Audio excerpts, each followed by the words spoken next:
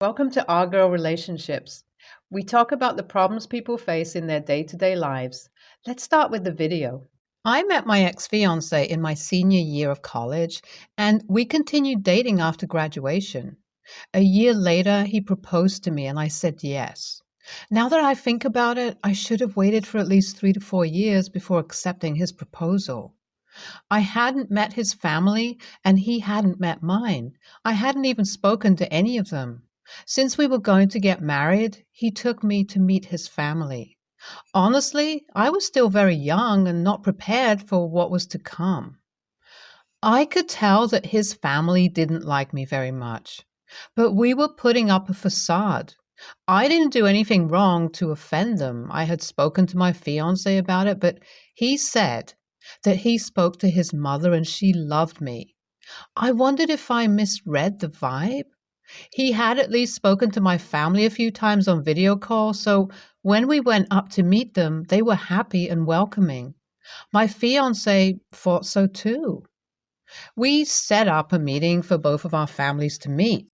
It didn't go very well. After the little meetup, my mom took me aside and confirmed my thoughts.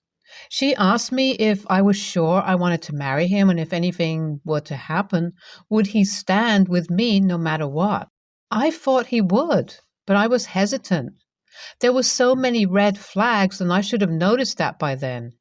My fiancé's feelings about the meeting were very different. It was like he purposely wasn't seeing what was in front of him. He told me that his mother said it was great and that his family loved us. At this point, I could see his mother's influence on him, but I didn't think much about it. I informed my family about what he said. My father told me to be careful as he was worried about me. I told him there was nothing to worry about and everything was fine. That is me ignoring yet another red flag. It seems that the flag needed to be lit on fire for me to see it. Not to worry, it was lit on fire soon enough.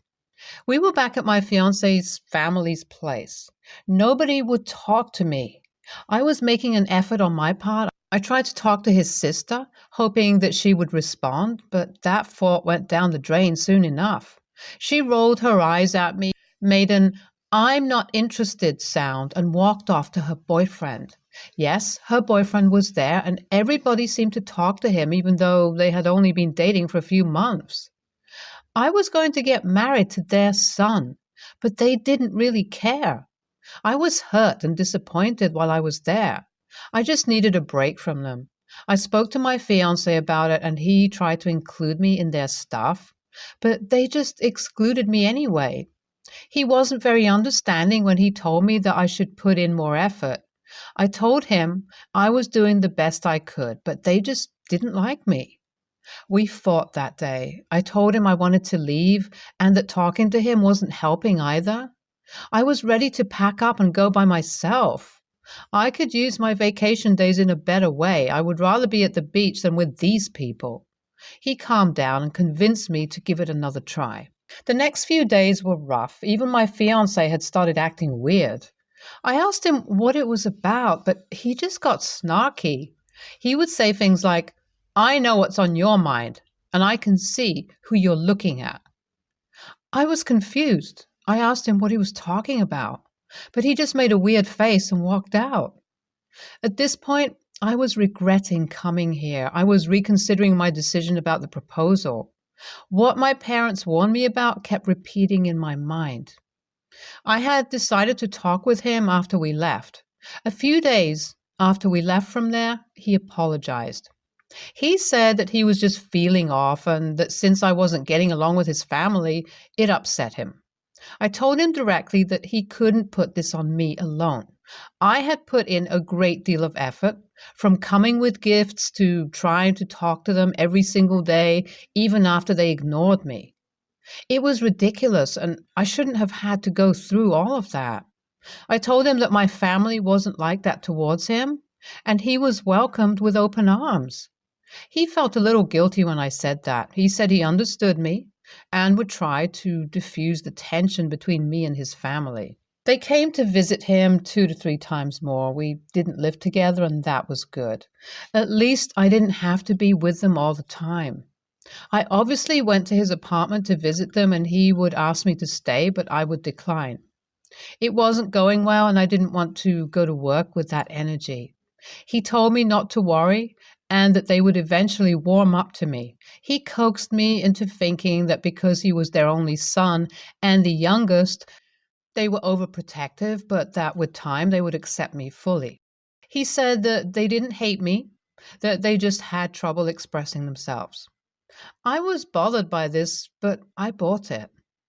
We were going to have a small ceremony with our close family and friends. It wasn't going to be anything fancy as we were both freshly out of college and had only been working for about 2 years now.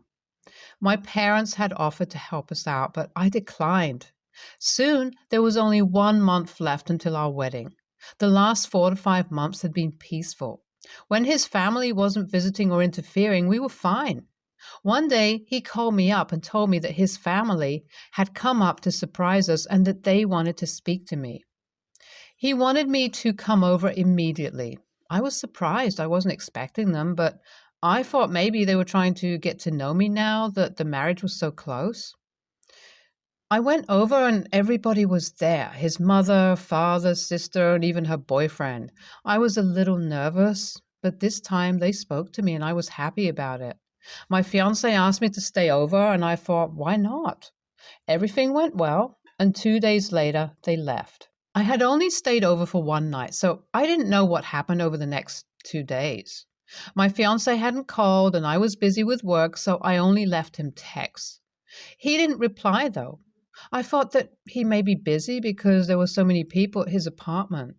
Soon enough, he texted me that they had left and that he wanted to meet up with me at his house. I went over and tried to kiss him, saying I missed him, but he pushed me away. I was confused and asked him if he was okay, and he straight up told me that he was breaking up with me with a blank face. I stood there at the entrance of the hallway in shock. I responded, "What?" I was barely inside his apartment. He then told me to give him back the ring and to get out.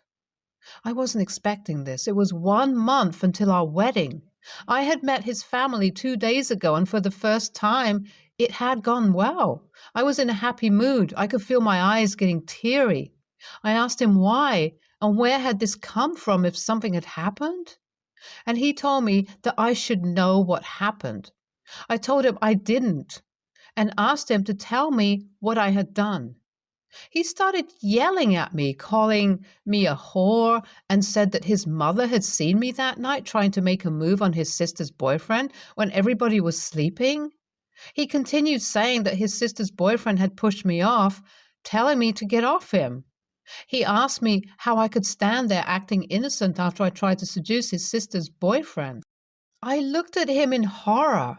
I told him that I hadn't done any such thing. I had slept through the night in his room, but he refused to listen to me. I asked him what proof he had, and he said that his mother had seen it happen, and even his sister's boyfriend had admitted it to him. I told him to call them up, but he started screaming dirty, dirty words at me, telling me that none of them wanted to see my face ever again. He grabbed my hand and pulled off the ring from my finger harshly. Then he opened the door and pushed me out, telling me to never contact him again. I was teary-eyed, but what happened hadn't been processed yet. I took deep breaths, trying to reach my car. Once I did, I got in and called my father, crying to him about what had happened. He was furious. He told me he was coming down immediately. My mother was there and took over from him, trying to calm us both down. She asked me to take an Uber as she didn't want me driving. I didn't want to leave my car there because I didn't want to come back. I was probably in my car for about an hour before I calmed down. I was still talking to my parents. I eventually drove back to my place and called my best friend up. She came over and tried to comfort me, telling me she never liked him in the first place and that he was a mama's boy. She told me that if he loved me, he would have believed me. She said that I deserved way better than him and called him trash. I agreed with her. Over the next few days, I dragged myself to work, and at night she would come over directly to my place from work.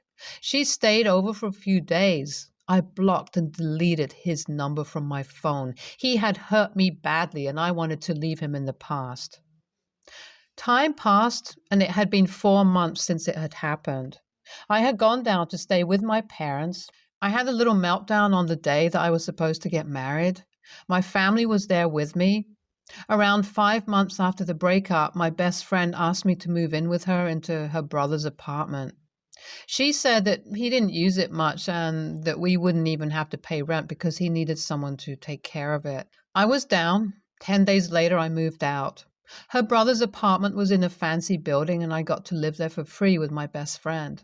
This is the best thing that had happened to me in months.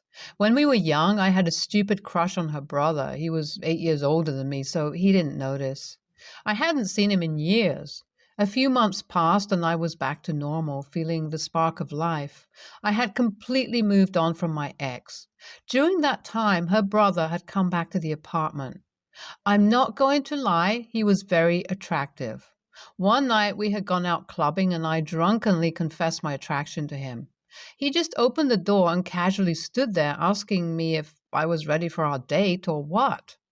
I was disheveled. I could hear my best friend's laughter from the hall. We did go out, happy dance. It had been 2 months since we were dating. I had recently gotten a promotion. One day, when I got out of work, I waited outside for my date, BFF's brother, to pick me up. He had dropped me off at work, and we had planned to go out tonight. I texted, and he told me he had parked around the corner and would be there in 5. So I walked out and waited for him, and suddenly, unexpectedly, my ex showed up. He tried to touch my hand, but I moved away from him. I didn't want him anywhere near me. He had caused enough crying and hurt in my life. He tried speaking to me, but I told him to go away. He kept blocking my way, asking me to listen to him, and kept apologizing to me. I didn't reply and just texted my boyfriend to come soon. My ex started rambling on, saying he believed me now and that he was an idiot. He said that his sister had broken up with her boyfriend, and now her boyfriend had spilled all the beans on what had happened, which was nothing. He said that his mother and sister had planned it all, and he went down there to confront them and made them confess. I told him it didn't matter. I told him to leave me out of his affairs, as we didn't know each other anymore. By this time, my boyfriend had pulled up to the side of the road and came out of the car. He looked at my ex. He didn't know who he was. I walked up to him and he kissed me, asking me how my day was. My ex came behind me, calling out to me. I turned around and told him that a year had passed and I had moved on. He should do too. We got in the car and drove off. My boyfriend had realized who it was. He asked me if I still wanted to go out, and I said yes. My ex didn't have much of an effect on me. Over the next few days, my ex still showed up at my workplace, begging me to speak to him. I told him not to show up anymore and that I wasn't interested in talking to him. He kept asking me if we could start over and that he wouldn't repeat his mistakes. I told him it was too late for that. I reminded him that he and his family had accused me of cheating, and he had sided with them, and the fact that I was still being polite to him after all the names he called me was way more respect than he deserved. I don't know what to do to make him go away. Update 1. 1 month later. My boyfriend confronted my ex. It was a heated conversation, but it looks like my ex got the message. He hasn't shown up since then. Update 2. Hi guys, you all keep saying you want an update, so here it is. It has been around 6 months and my ex has left me alone. I did see him outside my office 2 to 3 times, but he was across the road and didn't approach me. I'm still dating my current boyfriend, BFF's brother, and no, she doesn't mind. We're mature people who make our own decisions. She is very supportive of us. NTA. Mother-in-law and sister-in-law can keep the ex to themselves and coddle him all their lives. You dodged a bullet, girl. Thank God, and move on. NTA, your ex is spineless. He is a piece of shit for doing that a month before your wedding. Good thing you all decided to keep it small. Saved a lot of money there. There is something highly wrong with your ex's family. You should have broken up with him long ago. Next story. My oldest sister has two sons with her husband. Harley is 10 and Everest is 5. I'm 19, female. Ever since Everest was born, there have been issues with Harley and him not liking his brother. He tried to give him away all the time after Everest was born. He'd tell his parents to take his brother back and forget about him. He tried to leave him outside. He would scream whenever anyone tried to get him to interact with his brother or pose for a photo. All the early family photos Harley is trying to get out of, and ones of him and Everest, he was mostly held into place because he would get up and leave. I expressed concerns before, so did my grandparents who live with my parents, and me at the time. My sister and her husband said they were getting Harley some help and he just need time to adjust. But he never did adjust. He doesn't want to be around Everest. He rejects him repeatedly, ignores him, yells at him when he asks him to play or for a hug. Everest gets so upset with his brother getting mad at him, and he also gets upset when his brother is there and won't talk to him. Sometimes he will not talk to him at all in a day.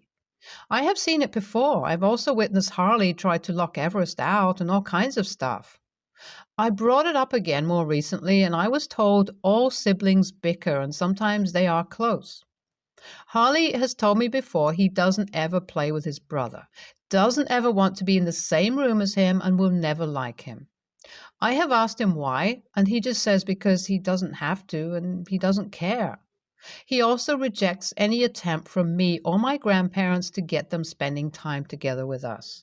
So all of this known, I was asked to start babysitting on Thursdays and Fridays after school for the boys. I have an online store where I sell stuff and set my own hours, so I could.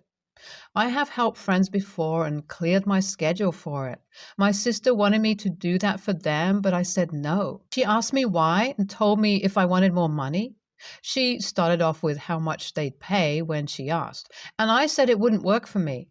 She told me she could really do with my help. I told her it's not going to happen because I do not want to deal with her ignoring Harley's problem, which would be most obvious if I were to babysit on a regular basis. She told me I have no right to judge, and as someone who is practically a kid, I should stay out of someone else's parenting. AITA? NTA. Your sister asked and you said no. She wanted to know why you said no. You told her how you felt and she didn't like what you said. Her not liking what you said doesn't make you an a-hole.